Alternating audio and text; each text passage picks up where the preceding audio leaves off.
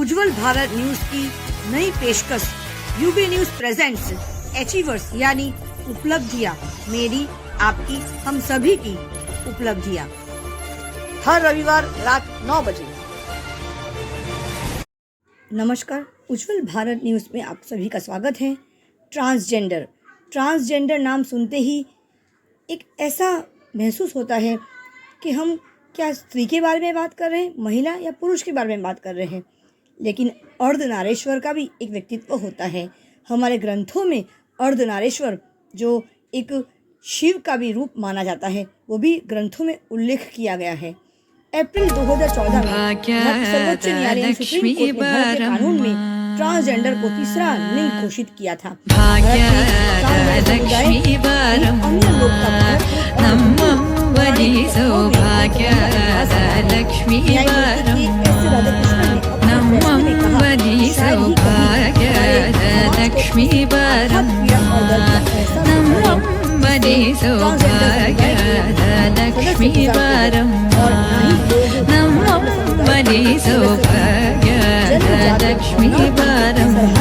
विशेष रूप से जिनके मन और शरीर ने उनके जैविक लिंग को अपनों से इनकार कर दिया। लेकिन वो कहते हैं ना, टैलेंट यानी प्रतिभा वो होता है न्यूट्रल जेंडर। प्रतिभा का कोई जेंडर मस्कुलिन फेमिनिन नहीं होता है। जैसे कि डॉक्टर, टीचर, आप खुद ही देख लीजिए, शिक्षक, एडवोकेट, उसके लिए कोई मस्कुलिन या फेमिनिन जेंडर नहीं बनेगा। ट्रांसजेंडर वो इंसान होते हैं जिनका लिंग जन्म से समय तय के लिए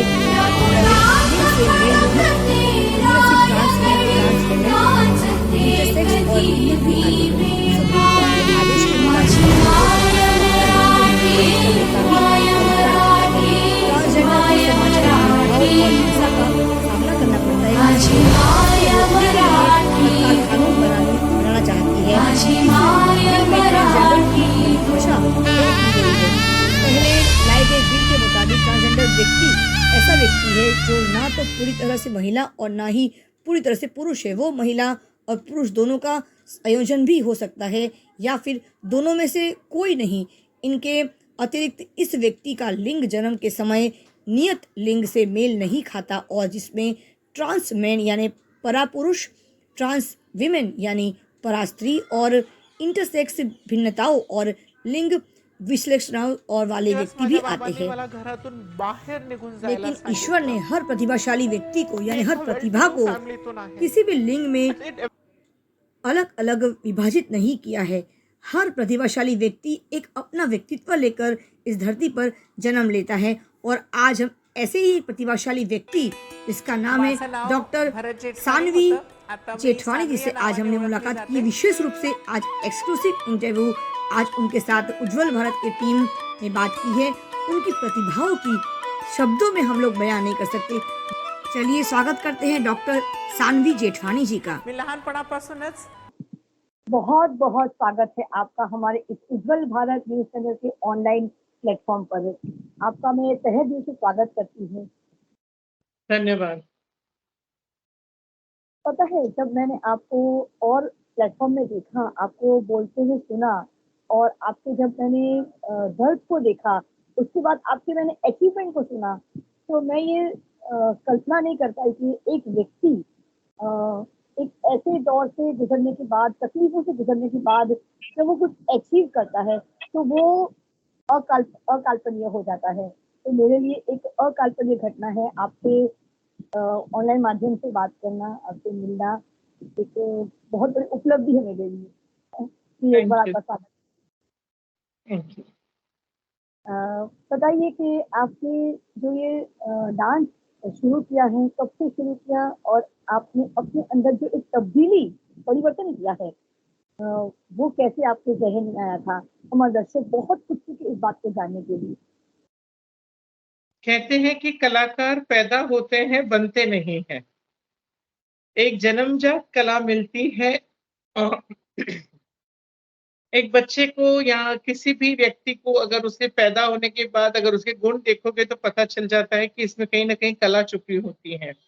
उसी तरह जब हम 2 साल के थे तो अपनी बहन के कपड़े चुरा कर पहनना और लड़कियों के गानों पर नृत्य करना, ये प्रतिभा वहीं से शुरू हुई कि हम अपनी कला को प्रस्तुत करते थे, किंतु इसे मंच बहुत देर से मिला क्योंकि हम एक बिज़नेस फैमिली से आते हैं, तो ऐसा था ना कि कला या डांस को बहुत ज़्यादा महत्व नहीं दिया जाता था।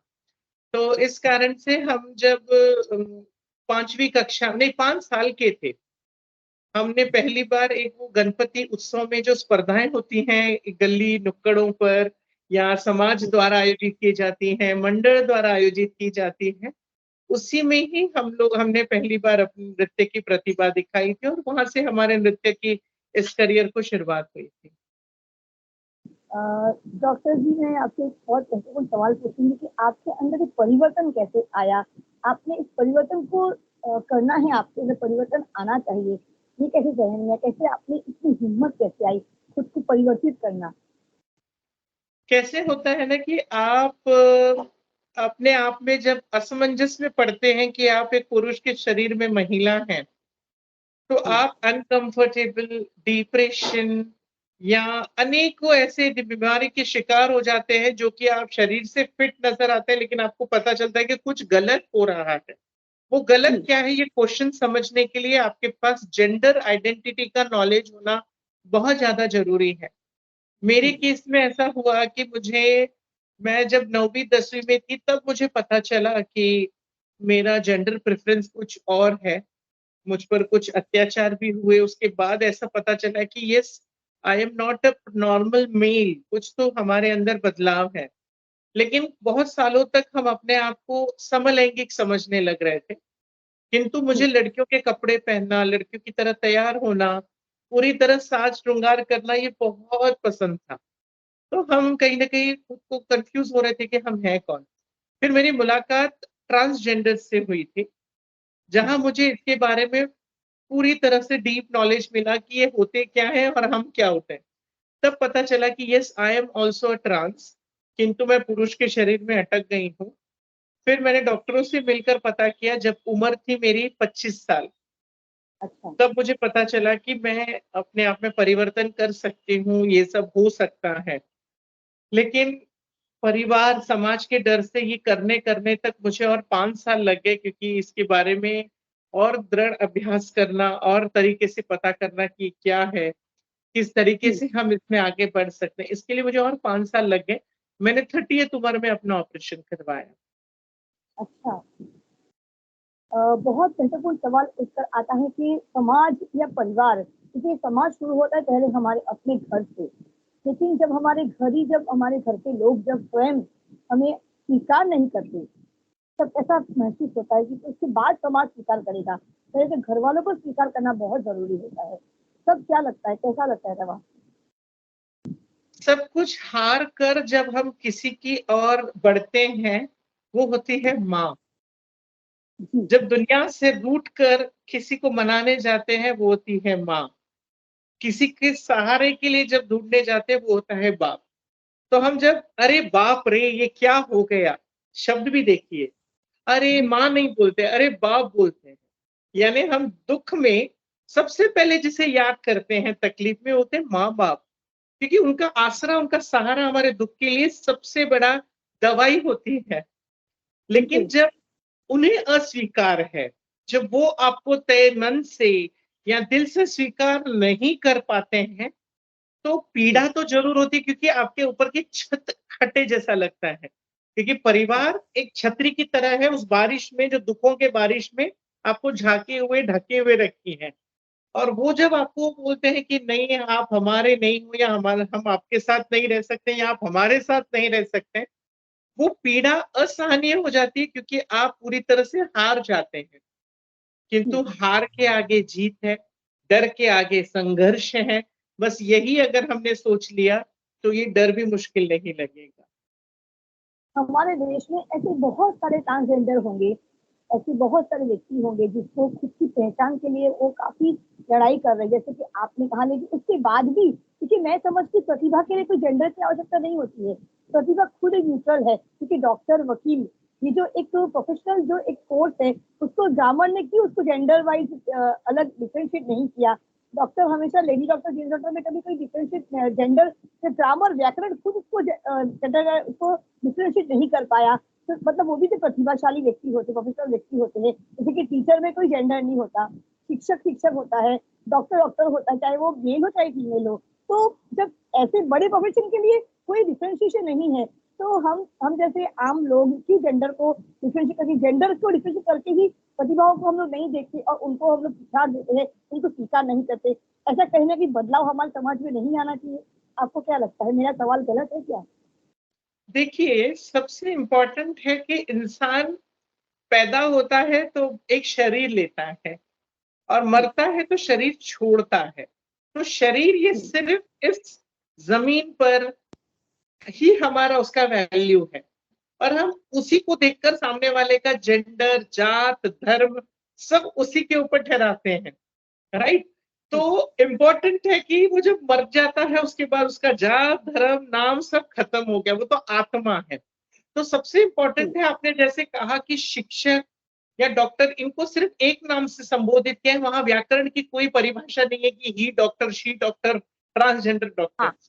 उसी तरह एक इंसान भी एक आत्मा का स्वरूप है।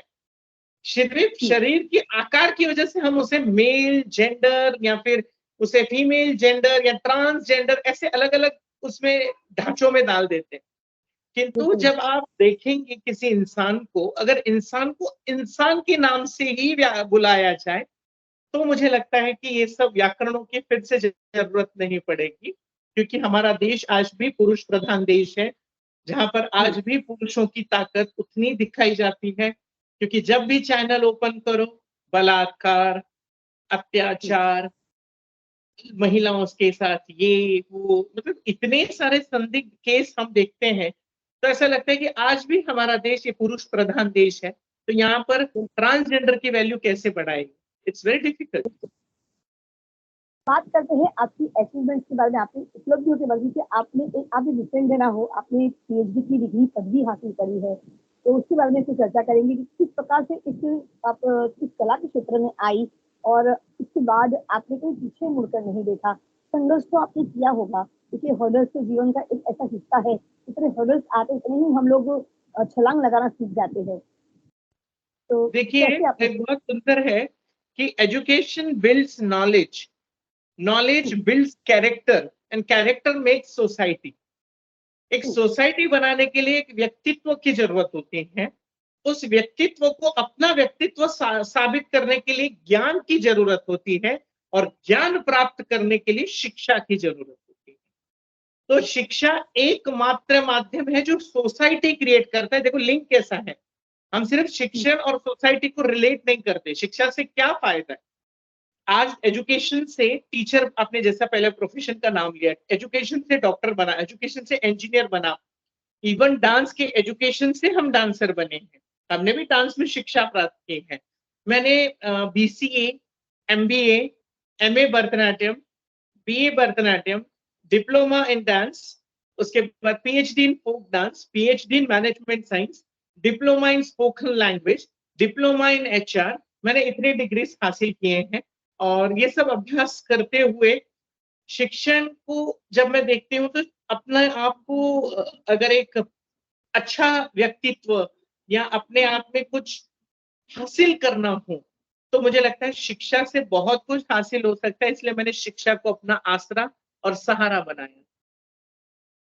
ये आपसे डिग्रीज को सुनने के बाद मुझे सही मायने में ऐसा लगता है कि प्रतिभा और शिक्षा प्राप्त करने के लिए भगवान ने कभी किसी को जेंडर से डिफ्रेंशिएट नहीं किया है।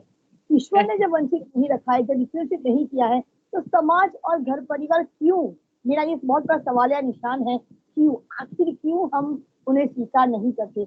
बहुत जल्द, पता है डॉक्टर, मेरे साथ बहुत जल्दी मैं एक डॉक्यूमेंट्री शूट करने वाली हूँ, बनाने वाली हूँ। उसका नाम है स्वीकृति और पूरा ट्रांसजेंडर के ऊपर ही होने वाला है। समाज को स्वीकार करना पड़ेगा, हर घर में, हर आम स्कूल में ट्रांसजेंडर को, थर्ड जेंडर, जिसकी सरकार ने फॉर्म में भी थर्ड जेंडर को कॉलम दिया है, जगह बना के दी है।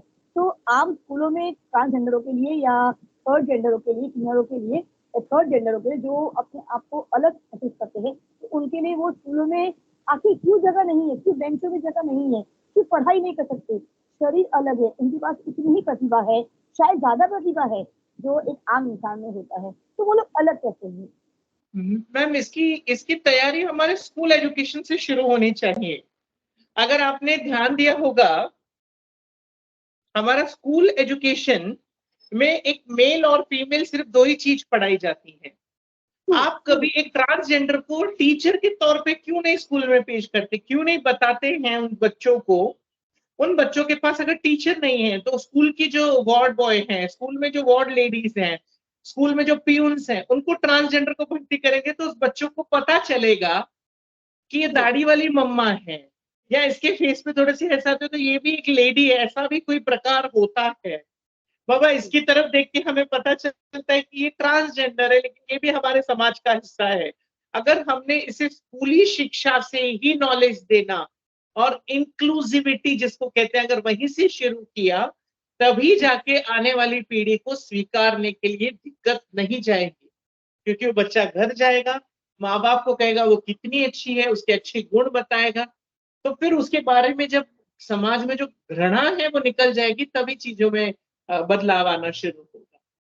बिल्कुल, बहुत सही कह रहे हो आप। बस आपसे एक महत्वपूर्ण सवाल समाज के लिए भी उत्तर आता है। फिलहाल आप समाज को लेकर ऐसे ट्रांसजेंडर के पूरे एक एक बहुत बड़ा एक हिस्सा है समाज का, वो भी समाज का ही हिस्सा है, वो एक्सक्लूसिव नहीं बोल सकते, जैसे आपने अभी शब्द इस्तेमाल के प्रयोग किए हैं इंक्लूसिव, समाज का ही हिस्सा है, उसे हम एक्सक्लूड नहीं कर सकते। तो उन लोगों के लिए आप क्या कुछ नया करने वाली हो या क्या आपने सोच रखी है, तो उनके लिए आप क्या करना चाहती हैं? अभी सबसे पहले हमारा एक उद्देश्य है कि समाज में वो ऐसा स्थान प्राप्त करें कि जहां इन हम लोगों को या ट्रांसजेंडर को एक रेस्पेक्टफुल नजर से लोग देखें। दूसरा, सारी सरकारी नौकरियों में स्थान मिल चुका है, लेकिन नौकरी के साथ साथ दिलों में जगह कैसे मिलेगी, हमें इस पे ज्यादा काम करना है। क्योंकि आप पैसा दे देंगे, पैसा तो पहले भी फेंक के भी दे सकते हैं आप हमको दूर से, किंतु आप जब हमारे बाजू में बिठाएंगे आपको, अपने आप को या हमको, तो सही मायने में इसे हम कहेंगे कि हम समाज का हिस्सा हैं। आज भी अनेक ट्रांसजेंडर हैं जिन्हें ताली पीट कर सिग्नलों पे, ट्रेनों में, घर घर जाकर भीख मांगनी पड़ती है। उसके बिल्कुल, लिए कौन जिम्मेदार है? उसे प्रेरित किसने किया? उसके परिवार ने किया। समाज तो बाद में आता है। मैं आपने जैसे पहले भी कहा कि परिवार अगर स्वीकार करना शुरू करे, तो हमारा दूसरा काम रहेगा कि उन परिवारों को काउंसलिंग करना कि भी अगर आपके घर में सच में कोई अदर जेंडर है, मैं अदर जेंडर कहूंगी क्योंकि उसमें लेस्बियन, गे, बाइसेक्सुअल, ट्रांसजेंडर ऐसे अनेकों हैं। अगर कोई भी अदर जेंडर आपके घर में आता है तो आप कृपया उन्हें अपने पास रखें, अपनी ही औलाद समझें। उसकी चॉइस के कारण उसे धिक्कारना ये उचित नहीं है। तो हमारा दूसरा काम ये रहेगा। तीसरा, हमारे private jobs and government jobs में रिजर्वेशन चाहिए। जिस तरह महिलाओं को 50% आरक्षण है, तो जातीय वाइज अलग अलग आरक्षण है, तो मैं चाहती हूँ कि ट्रांसजेंडर को अगर सच में समाज की उस धुरा के साथ जोड़ना है, तो उन्हें थोड़ा बहुत आरक्षण भी मिलना जरूरी है, क्योंकि उस आरक्षण के तहत वो कहीं ना कहीं दिखेंगे। दिखना बिल्कुल, बहुत जरूरी है, सिग्नल से बाहर। क्योंकि आपको मैं अगर हिजड़ा बोलूंगी, कोई भी इंसान के दिमाग में वो इमेज तैयार होगी, ऐसा ऐसा ताली पीटने वाला एक व्यक्ति। बिल्कुल, ये जो बिल्कुल, इमेज है, ये बदलने के लिए हमें कहीं ना कहीं जॉब में रिजर्वेशन दिखना पड़ेगा कि हम अलग भूमिकाओं में भी हैं। क्योंकि बिल्कुल, महिला डॉक्टर दिखती है, महिला प्रधानमंत्री दिखती है, महिला राष्ट्रपति दिखती है, तो महिला दिखती है, वैसे ट्रांसजेंडर दिखने चाहिए। तब जाके ये बदलाव आएगा, हम ये चाहेंगे। और सबसे इंपॉर्टेंट काम हेल्थ का। आज हेल्थ के लिए ट्रांसजेंडर्स के लिए बहुत सारी दुविधाएं हैं। हिंदुस्तान में आज भी बहुत सारे डॉक्टरों को इसके बारे में ज्ञान नहीं है, किंतु इलाज नहीं हो पाते। मैंने भी ऐसे अनुभव बहुत लिए हैं जहां पर तकलीफ होती है इलाज कराते समय, क्योंकि डॉक्टर के पास ट्रांसजेंडर के बारे में नॉलेज नहीं है। उन्होंने उसको अभ्यास क्रम में रखा नहीं है, पाठ्य पुस्तकों में है नहीं, तो कहाँ से उन्हें नॉलेज मिलेगा? तो इन सभी के लिए हम काम करेंगे कि इसके लिए अभ्यासक्रम मेडिकल में भी हो, मेडिकल हिस्ट्री भी इसके लिए काम कर रहा है, मेडिकल साइंस जो प्रगति कर कर एक अच्छी लाइफ ट्रांसजेंडर को दे सकता है, वो कोई और नहीं दे सकता। ये हमारा अगला काम रहेगा। और आगे की रणनीतियां मेरी पर्सनल है। मैं एक गरिमा घर बनाना चाहती हूँ जहां पर ट्रांसजेंडर को इतना सब कुछ करने के बावजूद भी कुछ ट्रांसजेंडर्स या मेरे अदर जेंडर्स को घर से निकाला जाता है, तो उन्हें उनकी प्रतिभा, उनकी जीवनी, उनके करियर करने के लिए हम उनको अपने इस गरिमा घर में जगह देंगे, हम ये जरूर बनाना चाहेंगे। पता है लक्ष्मी नारायण त्रिपाठी जी भी उसी कैटेगरी में आती है, थर्ड जेंडर कैटेगरी। पता है किन्नर तो एक पहाड़ का भी नाम है, हिमालय की चोटियों में जो एक है, और किन्नौर जिसे कहते हैं हम, उत्तराखंड में जो है किन्नौर, और उसकी भी जो महादेव का अंश होता है वो, तो उसका और बहुत शक्तिशाली। तो उस ग्रंथों में जब उसे स्वीकार किया है, तो ग्रंथों में उसका उल्लेख है, तो समाज उसे वंचित क्यों रखता है? मेरा इन चीजों में क्या हो जाता है कि समाज को आप बार बार प्रश्न क्यों कर रही हैं, क्योंकि समाज में आप भी हैं, मैं भी हूं और अन्य प्राणी भी हैं।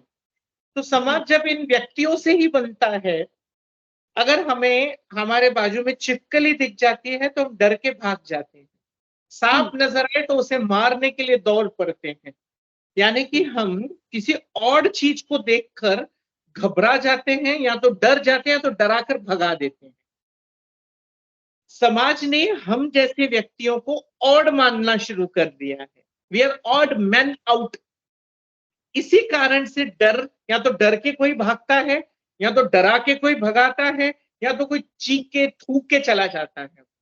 तो इन सब का कारण क्या है कि आपको अगर कोई और दिख रहा है, जैसे मेन फेस वाला ट्रांसजेंडर दिख रहा है, या कोई फीमेल ऐसी है जो थोड़ा सा मेनली बिहेव करती है, जो मेनली बिहेव करती है, अगर ये सब आप इनको देखकर ऑड समझने के बजाय इवन समझेंगे, तो ये जो बदलाव की भाव है जो आप कह रहे हैं कि इतना कुछ हमारे शास्त्रों में लिखा है, इतिहास सब गवाह है, उस वक्त उसे ऑड नहीं माना गया, उसे अपना ही माना गया। अगर आप देखेंगे नपुंसक, किन्नर, नर, ऐसे अलग अलग जो नाम थे, ये उस वक्त एक्सेप्टेड था, सिर्फ उनको नाम दे दिए गए कि भाई ये नपुंसक है, या ये किन्नर है, या ये है, लेकिन उसे समाज में रखा गया सबसे इंपॉर्टेंटली। लेकिन इसे सिर्फ एक नाम दिया गया, और आज हम लोग भी तो ट्रांसजेंडर नाम से जाने जाते हैं, कोई लेस्बियन नाम से जाना जाता है। नाम अनेक दे दो, सिर्फ उसे ऑड की जगह इवन में ला लो। आपका देखने का एक छोटी सी कहानी पेश करती हूँ जिससे आपको लगेगा। एक हस्बैंड वाइफ थे, उनका ना आईएएस ऑफिसर थे, वो बदली करके गए। उनके सामने वाले क्वार्टर में ड्राइवर रहता था उनका, और ड्राइवर क्या करता था, उस कपड़े सुखाती थी उसकी बीवी, छोटा सा क्वार्टर में का घर के बाहर कपड़े सुखाती थी। तो वो आईएएस ऑफिसर की वाइफ रोज पर्दा सुबह उठाकर देखती खिड़की से, अरे ये तो पूरे कपड़े पीले पीले मैले मैले रखती है, ऐसे कैसे रखती है ये। एक दिन देखा, 2 दिन देखा, महीना भर देखने के बाद उसने बोला अपने पति से, आज संडे है, छुट्टी है, आपके ड्राइवर के वाइफ से मैं मिलकर आती हूँ और उसे बताती हूँ कि तू कपड़े बहुत गंदे धोती, इस तरीके से ना धोया कर। तो उसने कहा ठीक है बता दीजिए, लेकिन आज वो आउट ऑफ स्टेशन गया है, कल आएंगे, कल बता देना। तो कल सोमवार था, वो उठी, जैसे थोड़ा सा अपने काम वाम में व्यस्त रहने के कारण उसने लेट खिड़की खोली। जैसे खिड़की खोली उसने देखा कपड़े एकदम स्वच्छ, क्लीन, व्हाइट नजर आ रहे हैं। तो उसने कहा, पति को पूछा कि आपने बताया क्या उनको कि ये गलत हो रहा है, अचानक से कैसे बदल गया? तो उसने बोला मैंने उनको कुछ नहीं कहा, हम जिस क्वार्टर में रहने आए, जिस घर में, उसकी खिड़की पर बहुत सारा धूल था, वो धूल किसी ने साफ नहीं किया, इसलिए उसके कपड़े हमें पीले नजर आ रहे थे। देखिए, कपड़े उसके कभी खराब थे ही नहीं, उसके कपड़े खराब नहीं थे, खिड़की हमारी खराब थी और हम उसे दोष देते थे। समझ में आई? यहाँ बात है हमारे नजरिया की, हम उसकी नजर को, उसके रहन सहन को दोष दे रहे। अरे वो तो इंसान है, अपनी तरीके से जीना चाहता है। आप अपने नजर को बदलिए तो फिर उसके सामने वाले की धूल आपको नजर नहीं आएगी, बुराई नजर नहीं आएगी। ये जरूरी है, तब जाकर ये जो आप कह रहे हैं कि पुरातनों का इतिहास देखकर आज लोग सीखें, तो तभी सीखेंगे जब वो अपने हाथ का पर्दा हटा देंगे। तो डॉक्टर साहब मैं कई अंत में कहना चाहूंगी कि प्रतिभा के लिए कभी कोई जेंडर डिस्क्रिमिनेशन या जेंडर डिफरेंशिएशन नहीं होना चाहिए। प्रतिभा खुद में एक स्वयं एक ताकत है। शिक्षा एक न्यूट्रल ताकत है, वो सबके लिए आई थिंक यूनिवर्सल चीज है। शिक्षा हर किसी का अधिकार है शिक्षा प्राप्त करने का, चाहे वो औरत हो, आदमी हो, पुरुष हो, नारी हो, चाहे वो कोई भी जेंडर से बिलोंग करता हो। शिक्षा प्राप्त करना हर व्यक्ति का एक जन्मसिद्ध अधिकार है। Everyone has right to be educated. तो इसमें हम किसी को भी अलगाव नहीं कर सकते, किसी को भी हम लोग इसके अंदर निकाल नहीं सकते, बहिष्कार नहीं कर सकते हम किसी भी व्यक्ति का। पहले वो एक व्यक्ति है, उसके बाद जेंडर आता है। पहले वो एक इंसान है। आप पहले इंसान तो स्वीकार करना सीखो, जेंडर तो बाद में आया। पहले आप इंसान स्वीकार करना सीख लो। तो अंत में आप क्या संदेश देना चाहते हो हमारे देशवासियों को, जिस प्रकार से देशवासियों को ही नहीं, इस पूरे विश्व को, पूरे समाज को, जो आज हमारा समाज एक ऐसे दृष्टिकोण से या कहेंगे कि ऐसे एक नकारात्मक विचारों से वो जूझ रहा है। जानता है, स्वीकार करना चाहिए, लेकिन एक अंदर एक अजीब सा डर है, भय है कि अगर मैंने स्वीकार किया तो मुझे भी लोग उसी कैटेगरी में डाल देंगे। तो उनके अंदर का जो स्वीकार न करने की जो उनके अंदर जो क्षमता ही नहीं है उनके अंदर स्वीकार न करने की, तो उसको कैसे दूर किया जाए और आपकी संदेश क्या है ऐसे जो जेंडर, जो अदर जेंडर है उनके लिए? उनके बहुत सारे ऐसे लोग हैं जो बहुत प्रतिभाशाली है, शायद बहुत ज्यादा प्रतिभाशाली है, जो आम पुरुष और आम नारी से भी बढ़कर है। अगर उनको चांस दिया जाए पढ़ाई लिखाई का, शिक्षा प्राप्त करने का, तो शायद एक बेहतरीन डॉक्टर, एक बेहतरीन लॉयर, बेहतरीन जज, एक बेहतरीन राष्ट्रपति भी बनने के योग्य है। तो उनके लिए आप क्या संदेश देना चाहते हैं? कौन कहता है कि आसमान में छेद नहीं होता, जरा तबीयत से पत्थर तो उछाल के फेंको। अगर हमने कुछ चाह रखी है तो हम उसे प्राप्त करने के लिए जी जान भी लगा सकते हैं।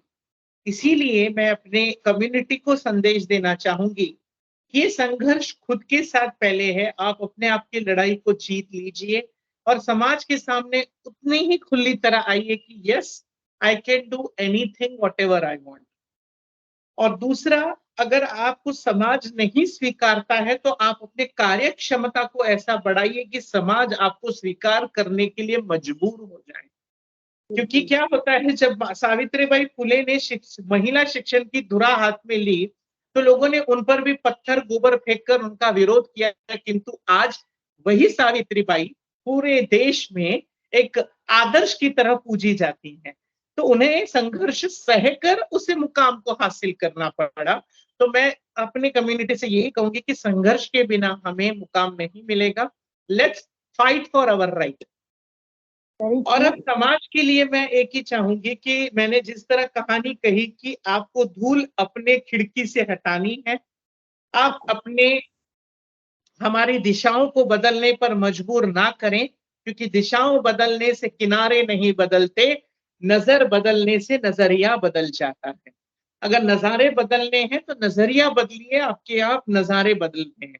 आप अपनी नजर को इतना दृढ़ और सूक्ष्म इंसान की तरह देखें तो हम जैसे लोग भी, चाहे वो दाढ़ी वाला ट्रांसजेंडर हो, चाहे वो लड़की जैसा लड़का रहने वाला कोई हो, कोई भी कम्युनिटी का मेंबर हो, आपको सिर्फ वो अपना लगना चाहिए। आपको उसके जेंडर डिस्क्रिमिनेशन से ज्यादा उसकी प्रतिभा को पहचानना और उस इंसानियत की, इंसान की इंसानियत को देखना जरूरी है। यही मैं संदेश पूरे देश को देना चाहूंगी।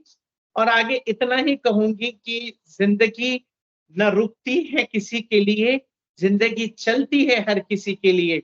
मुकाम अगर हासिल करना हो तो मंजिलें नहीं, सिर्फ रास्ते ढूंढने चाहिए। धन्यवाद। बहुत बहुत धन्यवाद। नमस्कार। तो कैसा लगा आज आपको हमारा ये विशेष एपिसोड ट्रांसजेंडर के ऊपर, विशेष प्रतिभाओं के लेकर? क्योंकि जब ईश्वर ने प्रतिभाओं को डिस्क्रिमिनेट यानी अलग नहीं कर पाए तो समाज या हम कौन होते हैं। इसलिए मैं इतना ही कहना चाहती हूँ कि स्वीकार करना सीखिए सही प्रतिभाशाली व्यक्ति को, उन व्यक्तित्व को जो प्रतिभा को लेकर जन्म लेते हैं, ना कि नारी या पुरुष के रूप में जन्म लेते हैं। देखिए, प्रतिभाओं का कभी कोई लिंग नहीं होता। Talented people and talent are always in neutral gender. हमेशा देखा है हमने कि डॉक्टर, एडवोकेट, शिक्षक यानी टीचर, उनकी कोई भी जेंडर मस्कुलिन या फेमिनिन नहीं होता है। वो केवल न्यूट्रल जेंडर होते हैं।